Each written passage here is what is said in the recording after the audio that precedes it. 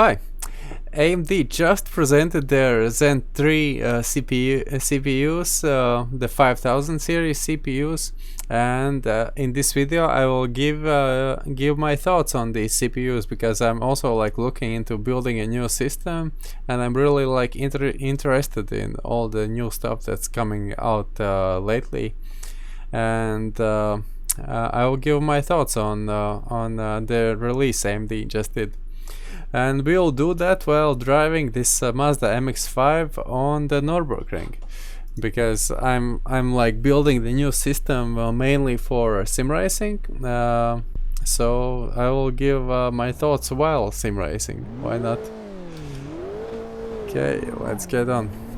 So the CPU that I'm most interested in from the CPUs that they released information in this presentation is the 5900X.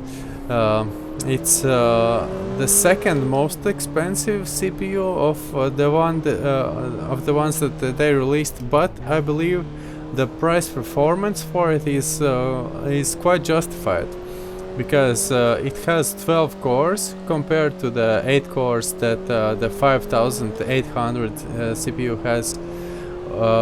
And the 5600 CPU has 6 cores, and also it has double the memory compared to the 5800 CPU, and they improved a lot also,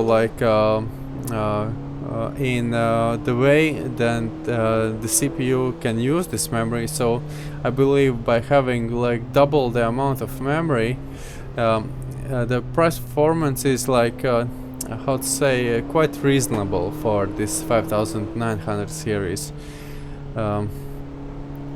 So yeah, it has also a lot more the TDP number is much higher. TDP number shows you how much thermal cooling you need for these CPUs, and the 5900 has almost double the TDP of 5600, so it kind of shows that also it works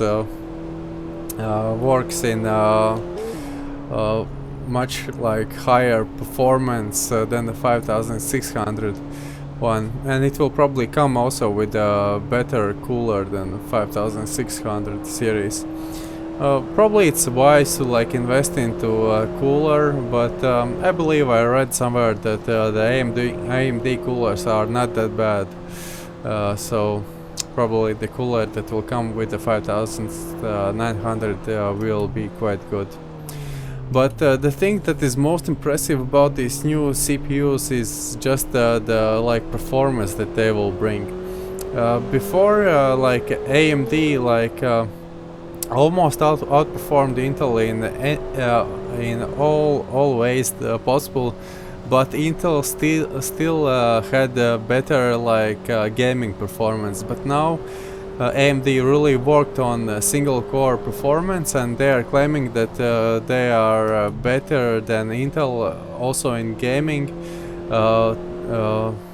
up to 20% better than Intel in gaming with these new CPUs, compared to CPUs that are priced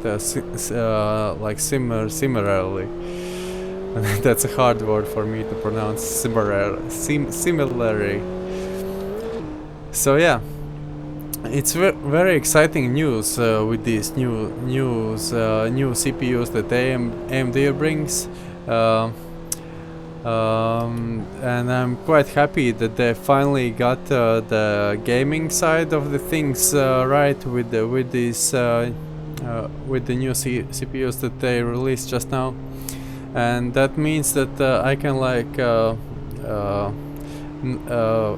use AMD CPUs and not worry about performance in sim racing, because that's what I'm mostly worried about when choosing AMD over Intel. But now with the new series CPUs, I can not worry about that.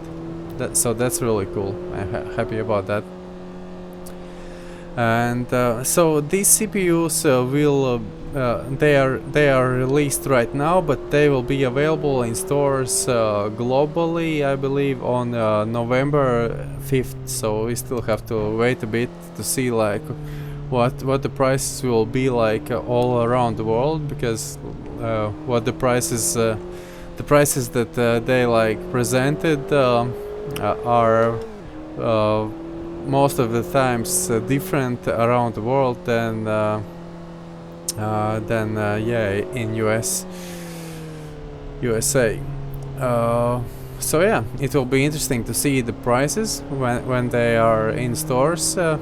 I will probably buy it from a Latvian store, because that gives me like two years warranty, because I live in Latvia and it's like mandatory to have 2 years warranty here if you sell something. And yeah, we will see what the prices will be like. But still, I myself, like, I'm thinking that that I should wait until New Year, and like build the system just after New Year, like 1 or 2 weeks after New Year, because I have a feeling that prices will go down even more after New Year, when all this like Christmas craziness has calmed down, and maybe some people are not happy with their presents in Christmas and they still want to buy some computer parts or upgrade something right after Christmas. So probably 2 weeks after New Year is a good time to build the system.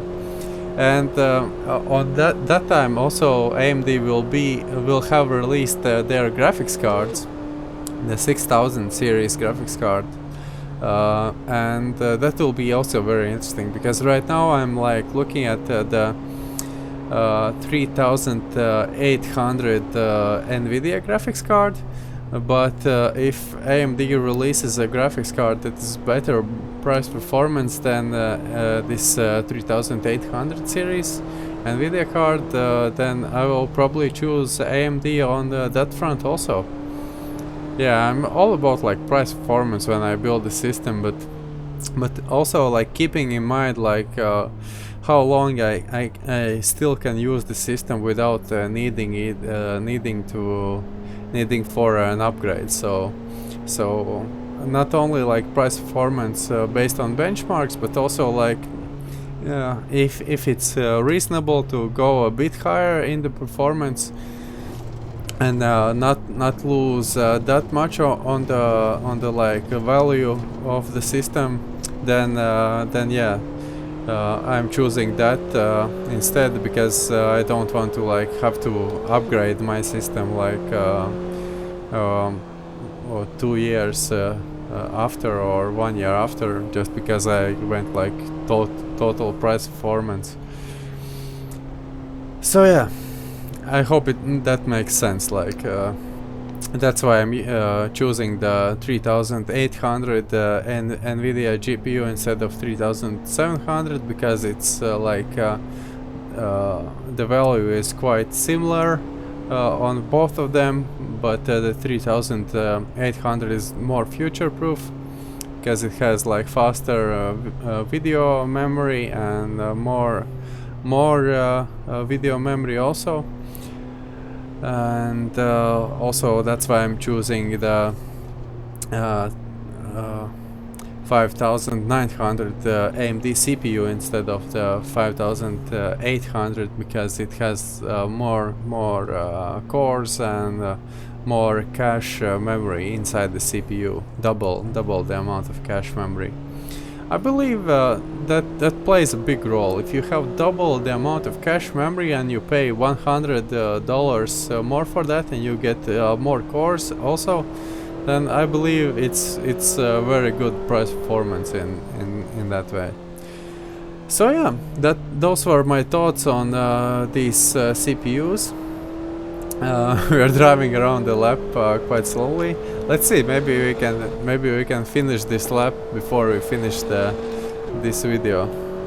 Let's concentrate a bit more on the driving.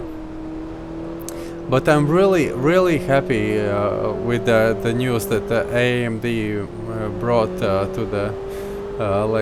computer building community that they like up their game even more. They already like dominated Intel in almost all ways before, since the last year when they released the 3000 desktop CPUs and 4000 mobile CPUs. But now with the new release they kind of slam dunked it, and yeah, it's a home run for them, I guess. But of course we still have to wait for when the CPUs come out, and when we see a lot of reviews of them and benchmarks. But I believe the performance that they claim is quite accurate, because they claimed it in a lot of different games, and they wouldn't do that. And I believe they used the Cinebench also when they talked about the performance increase. So they wouldn't falsely claim these numbers. The way Nvidia presented their graphics card, it was kind of sketchy. They showed the improvement compared to the last generation, but they really didn't show any benchmarks when they presented. Maybe just a few things, Doom Eternal they used to show the improvement.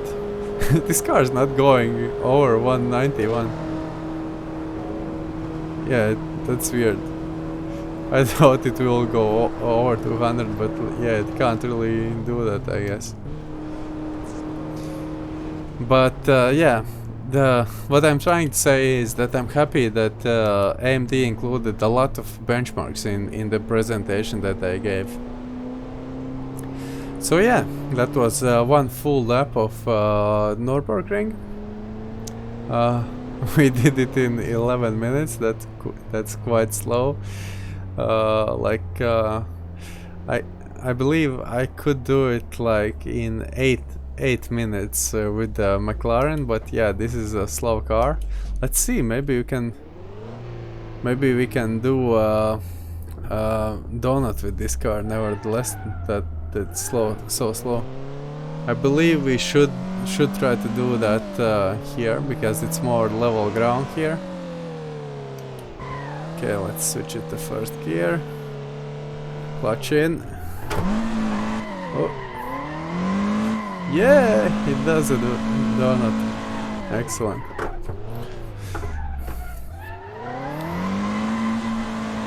Another way also. That's great. Turn the lights on while you can barely see the lights.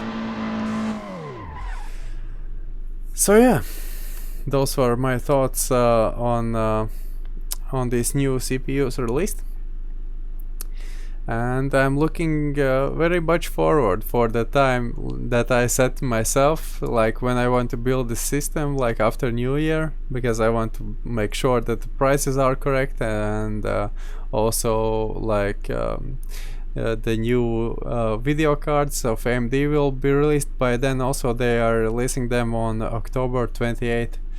So yeah, I'm very much looking forward to when this time comes and I can finally build the new system and have better performance while sim racing. That will be a huge improvement of performance for me, because right now I'm using a 2013 MacBook Pro 15-inch as the computer running the system. You can see what gear I'm using in the video description. And yeah, the performance, I don't even know how many times it will be better performance than I have currently. I can't wait for that. Maybe I will be even able to record in 4K and upload in 4K. That would be amazing. But probably it will still be full HD, just settings turned up and without any lag. But yeah, if I could record in 4K and upload in 4K, that would be really amazing.